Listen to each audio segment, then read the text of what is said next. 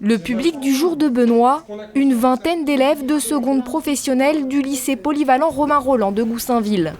Pas question de jouer une pièce de théâtre aujourd'hui pour ce comédien, mais d'interagir avec ses élèves autour des risques d'endoctrinement sur Internet. Les manipulateurs connaissent très bien les réseaux sociaux. Très bien, ils savent très bien comment ça fonctionne. Benoît est animateur au sein d'Olympio, une association de prévention qui intervient auprès de tout public autour d'une cinquantaine de thématiques sur la citoyenneté. Pendant 2 heures, le comédien va décortiquer les ruses utilisées par les manipulateurs sur la toile et les réseaux sociaux pour enrôler leurs victimes. L'objectif, c'est que les élèves repartent avec des questions. Ce serait l'idéal. À chaque fin d'animation, ce qu'on espère, c'est qu'ils repartent avec des questions. Davantage que des réponses, peut-être. Au moins des questions. Un esprit critique, une ouverture sur les choses, sur les sujets, sur le sujet là, dont on parlait, le cyberendoctrinement. Finalement, qui est peut-être la meilleure arme, le questionnement.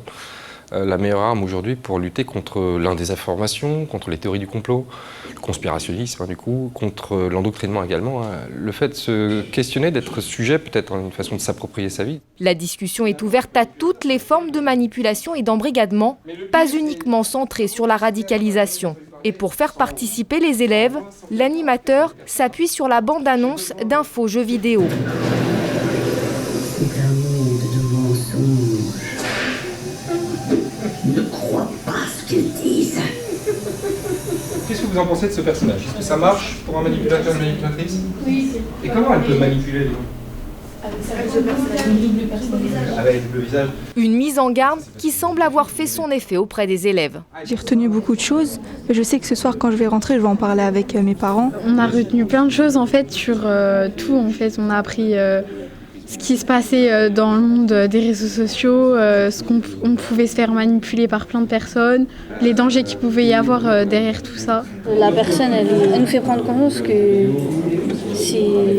personne n'est à l'abri. C'est que tout le monde peut tomber sur les mauvaises personnes. La structure intervient ici sur proposition de la préfecture du Val d'Oise.